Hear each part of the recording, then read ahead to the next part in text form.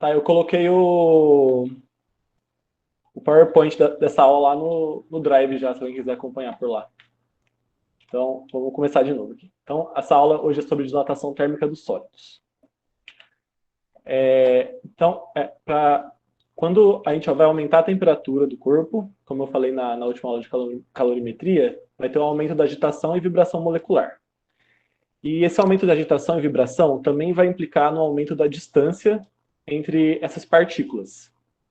Esse aumento dessa distância vai acabar causando um aumento de comprimento, altura e profundidade do corpo sólido, que a gente vai chamar de dilatação. Então, esse sólido vai expandir, vai aumentar de tamanho por causa desse aumento de vibração e agitação.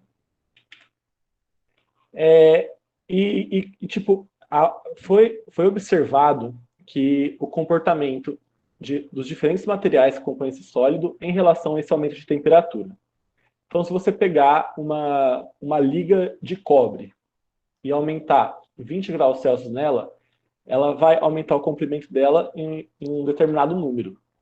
Mas, às vezes, se você pegar um outro material, como o alumínio, e você também aumentar a mesma variação de temperatura para ele, você vai observar que ele vai crescer um pouco mais.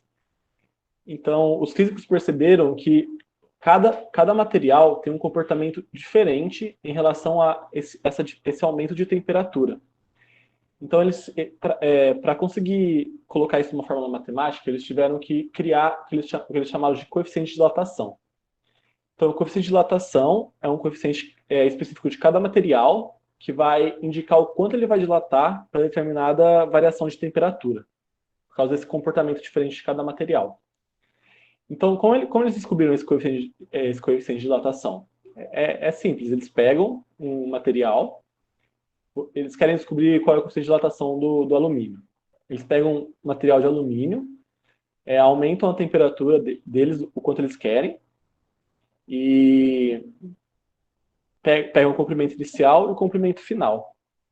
Aí eles colocam em todas as fórmulas que eles têm, que eu vou explicar mais pra frente quais são as fórmulas, e assim você consegue obter os coeficientes de dilatação de cada material. Aí que eu coloquei alguns exemplos, mas isso aqui é sempre dado no exercício, não precisa decorar nada, é só para mostrar mesmo essa diferença dos coeficientes.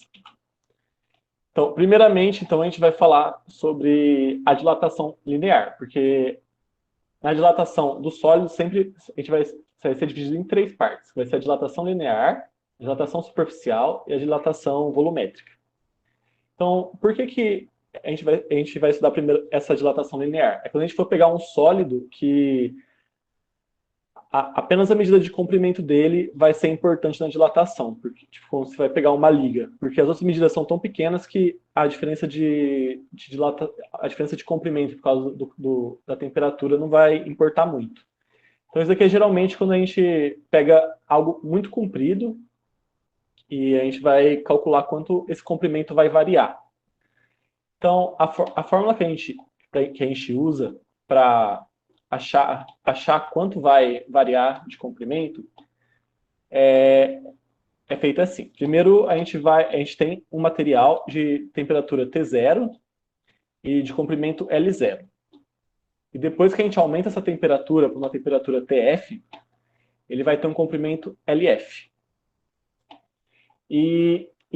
Enquanto eles fizeram os vários estudos sobre a dilatação linear, eles perceberam que essa variação de comprimento, ela é diretamente proporcional ao comprimento inicial, ao coeficiente de dilatação e à variação de temperatura. Então foram vários experimentos que eles fizeram para conseguir chegar a essa determinação de fórmula aqui, que eles são diretamente proporcionais.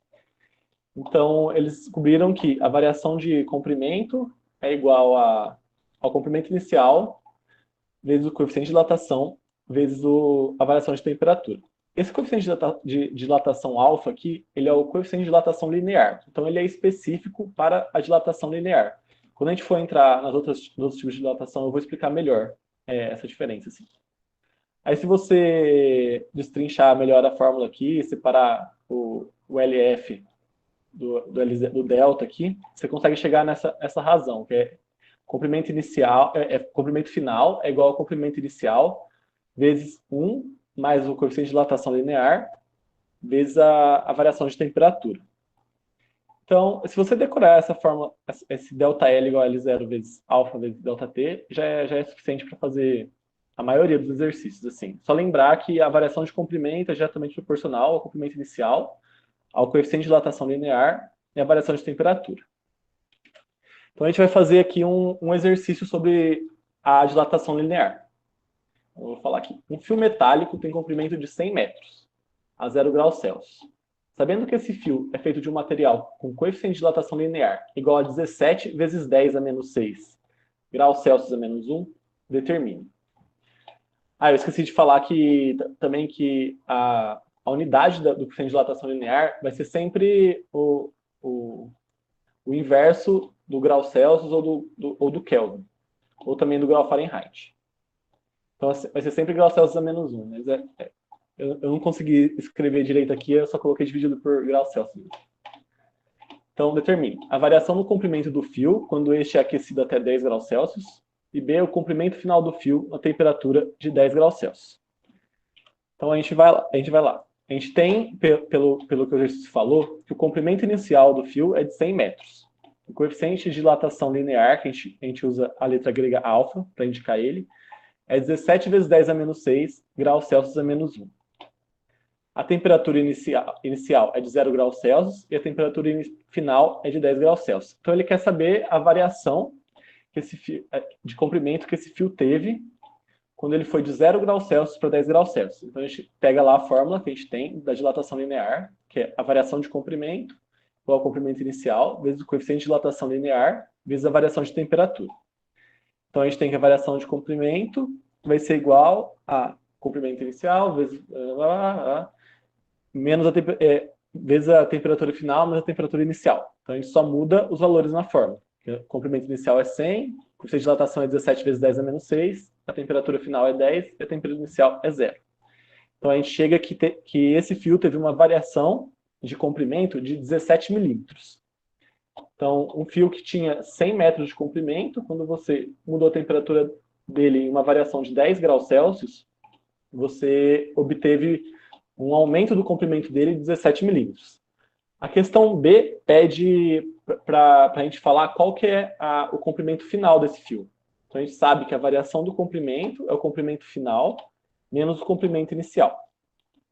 Então, e a gente sabe que a gente obteve essa variação de 17 milímetros. 17 milímetros é 17 vezes 10 a menos 3 metros, que é 0,017. A gente coloca 0,017 metros igual ao comprimento final menos 100. Então, a gente obtém que o comprimento final é de 100,017 metros. Então, essa foi uma questão de dilatação linear.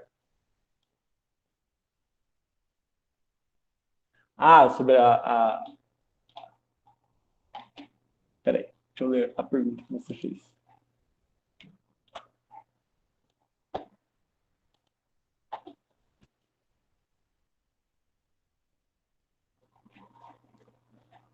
Eu não entendi muito bem a pergunta.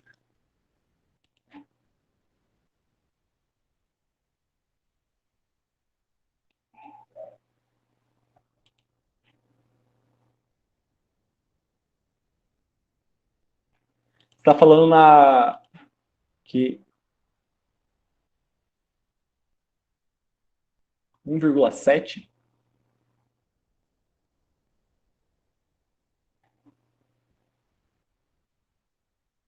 Eu ainda não entendi.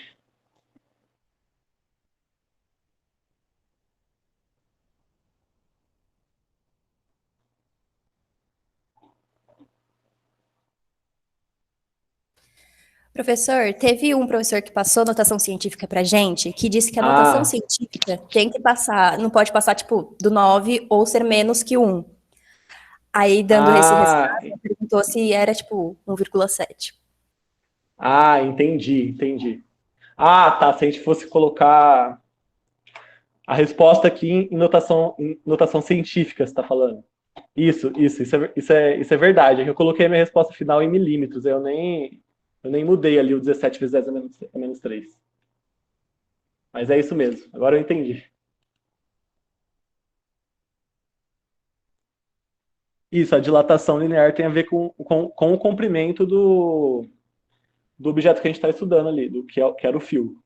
Então, você vai ter um fio que vai variar de comprimento nesse aumento de temperatura. Então, ele tem a ver com a dilatação linear. Ele só vai dilatar ele vai dilatar em todas as dimensões, mas como ele tem as outras dimensões desprezíveis, que é a profundidade e a altura, a gente só vai calcular o comprimento dele mesmo, então.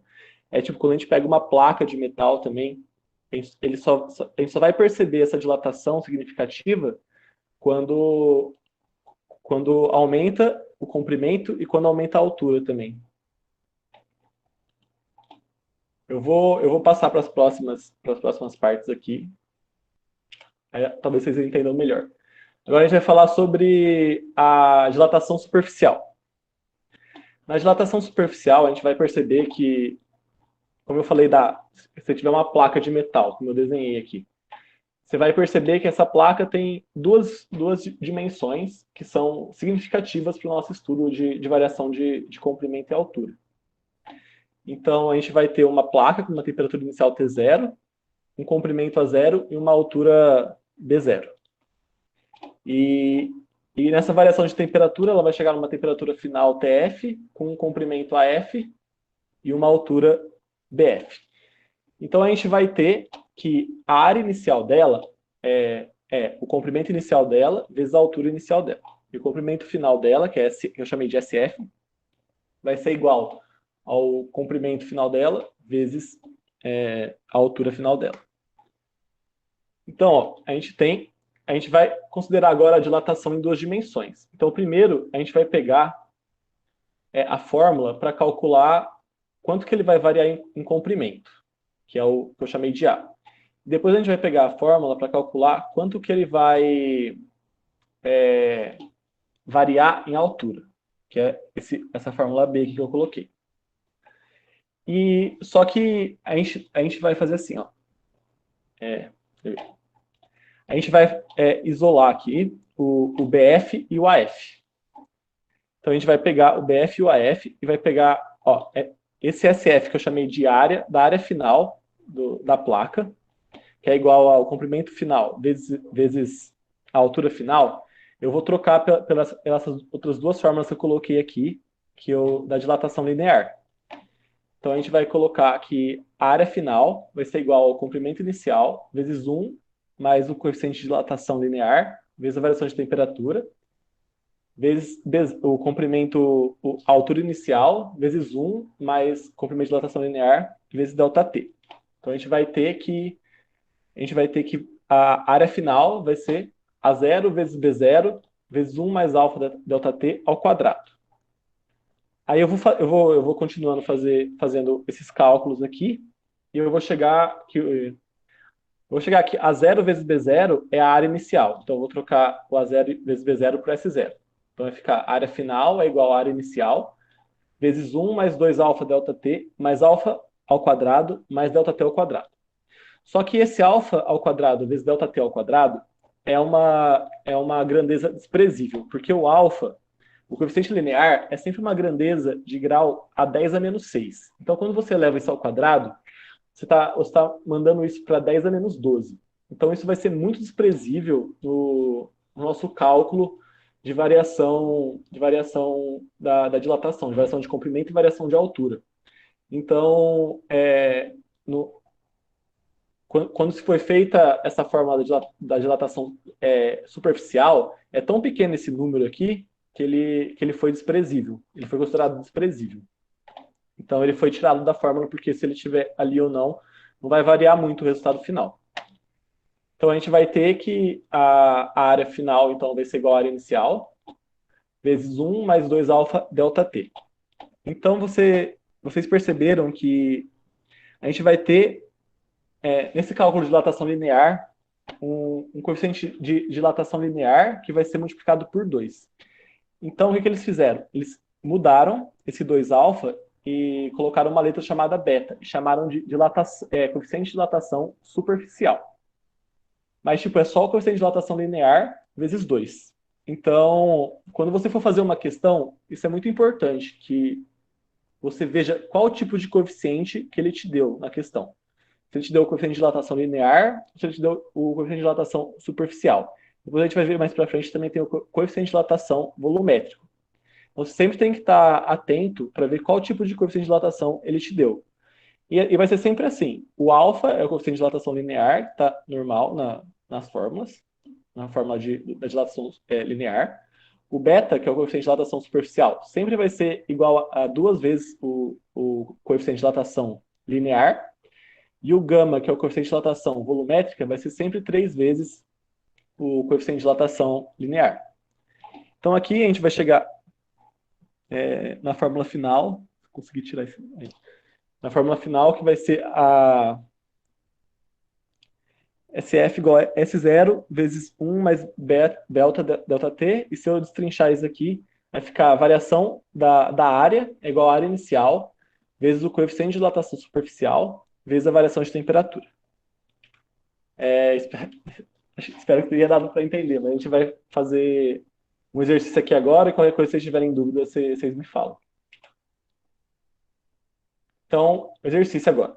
Uma placa de alumínio, cujo coeficiente de dilatação linear vale 22 vezes 10 a menos 6 graus Celsius a menos 1, tem a 0 graus Celsius, área igual a 10 metros quadrados. Qual será a área dessa placa a 200 graus Celsius? Então, ele deu para a gente o coeficiente de dilatação linear, que é 22 vezes 10 a menos 6 graus Celsius a menos 1. Então, eu já vou calcular qual que é o coeficiente de dilatação superficial beta, que é sempre 2 vezes o coeficiente de dilatação linear.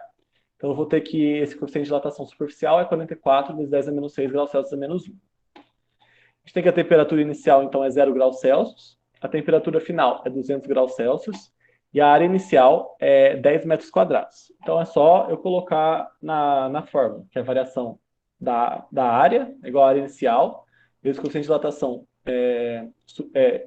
superficial, vezes a variação de temperatura.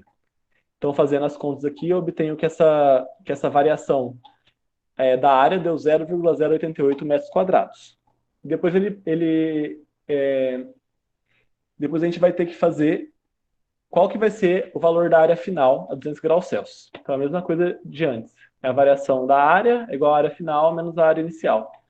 Aí você só muda os valores, você vai obter, então, 10,088 metros quadrados. Eu cheguei a 0,88 só fazendo a conta aqui. Tipo, eu só mudei os valores que o exercício me deu na questão. Ele me deu que a área inicial era 10, então eu coloquei 10 aqui. Ele me deu o coeficiente de dilatação superficial, linear, que eu obtive depois do coeficiente de dilatação superficial. Então eu coloquei aqui no lugar da fórmula, 44 vezes 10 a menos 6. Ele me deu a variação, a temperatura final e a temperatura inicial. E a variação de temperatura vai ser a temperatura final de 200 menos a temperatura inicial de 0. Então, fazendo essas contas aqui, eu vou chegar a 0,088.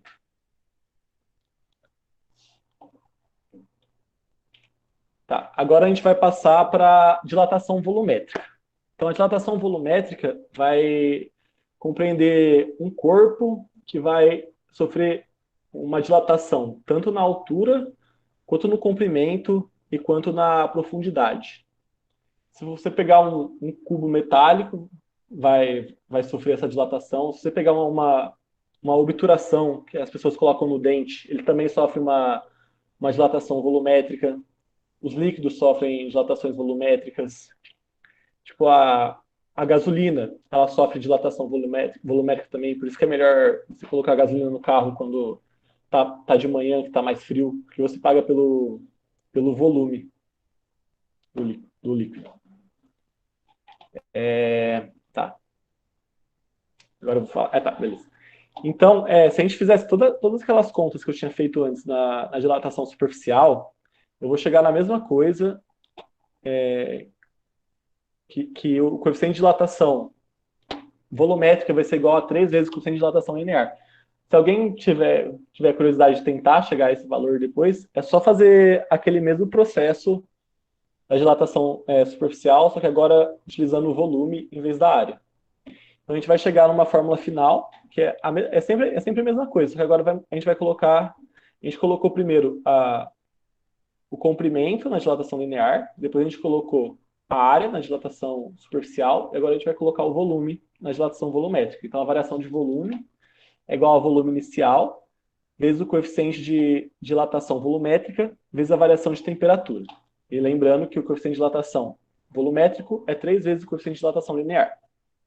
Então agora a gente vai fazer a questão aqui. Um bloco metálico possui um volume de 250 centímetros cúbicos a 0 graus Celsius e de 250,35 centímetros cúbicos a temperatura T. Determine essa temperatura, sabendo que o coeficiente de dilatação linear do bloco vale 25 vezes 10 a menos 6 graus Celsius. Então, a gente tem que a temperatura inicial desse bloco é 0 graus Celsius e a temperatura final é T. Dessa vez ele não pediu a variação de volume. Ele pediu para a gente achar a temperatura. A gente tem que o volume inicial a 0 graus Celsius desse bloco metálico é 250 centímetros cúbicos e o volume final é 250,75 centímetros cúbicos, a uma temperatura T. E que o coeficiente de dilatação linear é de 25 vezes 10 a menos 6. Então, para a gente conseguir achar o coeficiente de dilatação volumétrico, é só a gente fazer 25 vezes 10 a menos 6 vezes 3. A gente obtém 75 vezes 10 a menos 6 graus Celsius a menos 1. A gente coloca lá a fórmula, a variação do volume é igual ao volume inicial, vezes o coeficiente de dilatação volumétrico, vezes a variação de temperatura. Então, a gente coloca que o volume final menos o volume inicial é igual ao volume inicial, vezes o coeficiente de dilatação volumétrica, vezes a temperatura inicial, menos a temperatura final. Então, a gente só muda os valores que nos foi dado, a gente obtém uma temperatura T de 40 graus Celsius. Então, esse bloco sofreu uma variação de temperatura, uma variação volumétrica de 0,65 centímetros cúbicos, em uma variação de temperatura de 40 graus Celsius. Agora a gente vai falar sobre a dilatação de corpo oco ou com furo. Então, o que acontece quando a gente tem uma placa que tem um furo no meio e a gente aquece isso? A gente vai observar que a placa vai sofrer uma dilatação e esse furo ele vai aumentar também, porque a placa está aumentando e o furo vai aumentar junto com ela. Quando você tem uma porca de parafuso está muito presa, você não consegue tirar, se você pegar um isqueiro e acender ela, você vai conseguir dilatar ela e talvez fique mais fácil para você tirar. Se alguém algum dia quiser fazer uma experiência dessa. Mas aí, como é que a gente calcula? Geralmente, nessas questões, eles vão perguntar qual foi a variação do raio do furo ou qual foi a variação do diâmetro do furo. É sempre esse tipo de questão. E para a gente fazer essa questão, a gente só vai utilizar as fórmulas de dilatação linear, porque você vai perceber que essa variação do raio do furo é em uma dimensão só. Então, a gente usa a dilatação linear. Eles também podem dar a área desse furo e pedir para vocês fazerem a dilatação superficial. Mas também dá para vocês só calcularem quanto foi o raio e depois vocês colocarem na fórmula de área da circunferência. Tranquilo. Então, a gente só vai fazer a mesma coisa em mudar o comprimento da fórmula da dilatação linear pelo raio. Então, vai ser a variação do raio é igual ao raio inicial vezes o coeficiente de dilatação linear vezes a variação de temperatura. Então, a gente tem mais um exercício aqui. Imagine que se envolvesse a Terra na região do Equador com um anel de cobre, como está representado na figura A. Se a temperatura no anel fosse elevada em apenas 1 grau Celsius, sem que a temperatura da Terra sofresse modificações, em que altura ΔR, acima da superfície da Terra, iria ficar o anel? Então, ele deu os dados que o coeficiente de dilatação linear do cobre é 17 vezes 10 a menos 6 graus Celsius a menos 1, e que o raio da Terra é 6,4 vezes 10 a menos 6. E vocês concordam aqui pela imagem A que esse raio da Terra vai ser igual ao raio do anel, porque ele está envolvendo a Terra na região do Equador. Então, ele deu que a variação de temperatura vai ser de 1 grau Celsius, o coeficiente de dilatação linear 17 vezes 10 a menos 6 graus Celsius a menos 1, e que o raio inicial vai ser de 6,4 vezes 10 a sexta metros. Então é só a gente colocar a fórmula de dilatação linear, que é a variação do raio igual ao raio inicial, vezes o coeficiente de dilatação linear, vezes a variação de temperatura. Então, fazendo novamente a conta, a gente obtém um valor de 108,8 metros. Então, o anel vai ficar a uma distância de 108,8 metros da superfície da linha do Equador. E agora a gente vai falar, o último tópico da dilatação dos sólidos, é sobre a variação da densidade. Então, o que é a densidade? A densidade, ela é uma razão entre a massa e o volume de um corpo. Então, essa é simplesmente essa a definição de densidade. É só uma razão que eles colocaram para descobrir tipo, quanto pesa um determinado corpo em um determinado volume. É só uma razão matemática. E para a gente conseguir descobrir qual é essa fórmula da variação da densidade, a gente vai primeiro fazer que a densidade final é igual a massa dividido pelo volume final. A densidade inicial é igual a massa dividido pelo volume inicial. Vocês concordam que a massa de um corpo ela não vai mudar, mesmo se ele sofrer uma dilatação?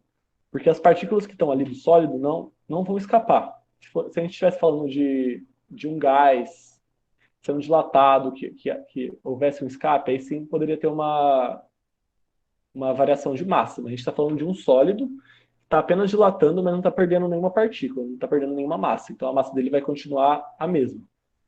Então a gente só vai igualar as massas.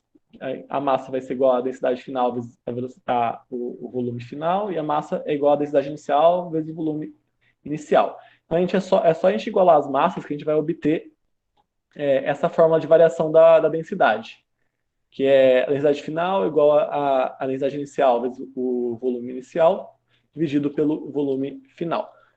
Sempre que vocês esquecerem, assim, tem um exercício de variação da densidade. Sempre que vocês esquecerem de como é a fórmula, sempre lembrem desse negócio da massa. Sempre coloquem a fórmula da densidade final, densidade inicial, lembrem que a massa é igual, vocês igualam, vocês sempre vão chegar nessa fórmula, caso vocês esqueçam um dia. Então, agora, se a gente for colocar na fórmula de dilatação linear, a gente vai obter aqui. Porque a gente vai ter, aqui a gente tem a densidade final em relação ao volume final, volume inicial, volume final e densidade inicial.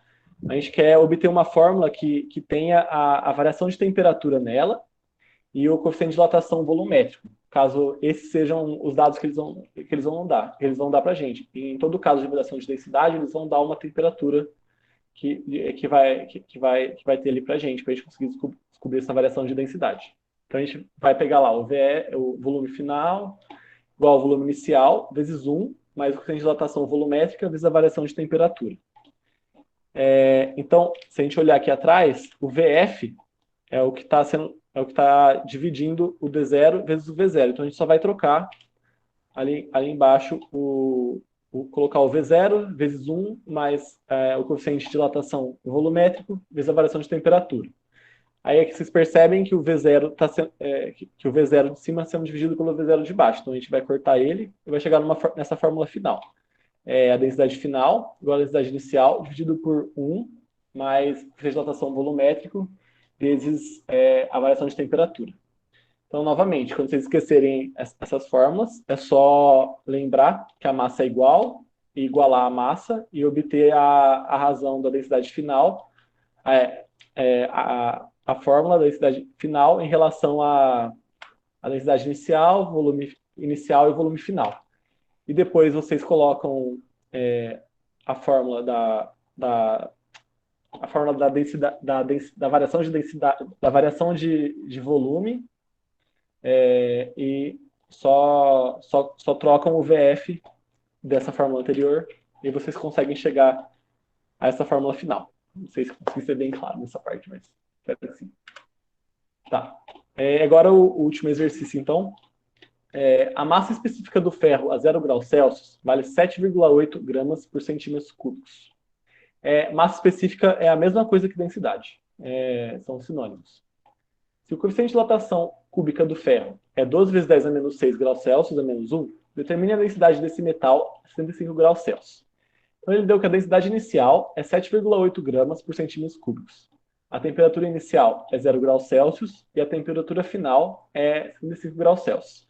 E dessa vez ele deu já o coeficiente de dilatação cúbica do ferro. Então ele não deu o coeficiente de dilatação linear, ele já deu direto para a gente que a gente precisava. Lembre-se sempre de estar atentos a qual coeficiente de dilatação ele está dando. A gente tem que o coeficiente de dilatação cúbica do ferro é 12 vezes 10 a menos 6 graus Celsius a menos 1. Então a gente vai utilizar aquela fórmula. Densidade final é igual a densidade inicial, dividido por 1, mais coeficiente de dilatação volumétrico, vezes a variação de temperatura. Então a gente vai só trocar os valores que a gente conseguiu, e a gente vai chegar nessa densidade final de 7,792 gramas por centímetros cúbicos. E foi isso, gente. Alguma dúvida?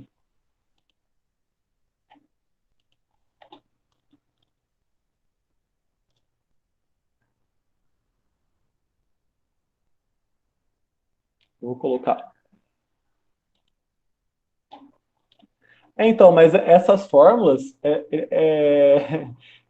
basicamente a mesma coisa. Se for perceber, é só você trocar.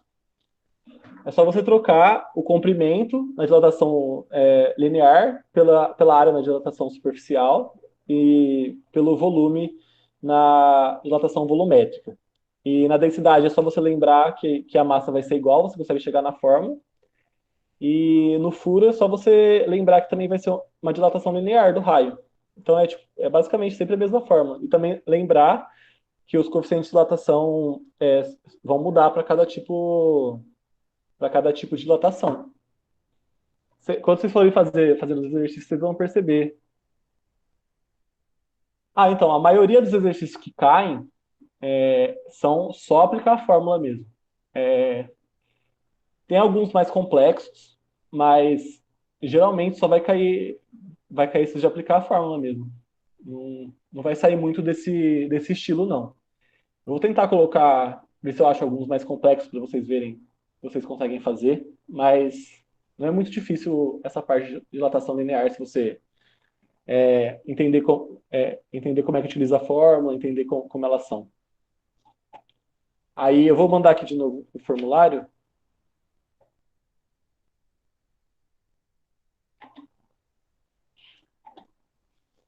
Eu posso tentar resolver no Paint. É que eu tentei os primeiros slides que eu fiz da última aula, eu demorei muito para fazer o desenho no Paint, aí eu decidi fazer na mão mesmo. Mas eu posso tentar na próxima aula fazer no Paint, para ver como é que é. Vou mandar aqui o formulário de presença de novo. E eu vou gravar, então, os vídeos fazendo os exercícios. E hoje eu vou mandar a nova lista de exercícios, então. Tá? No grupo lá dos alunos e vou colocar no Drive também. Então é isso, gente.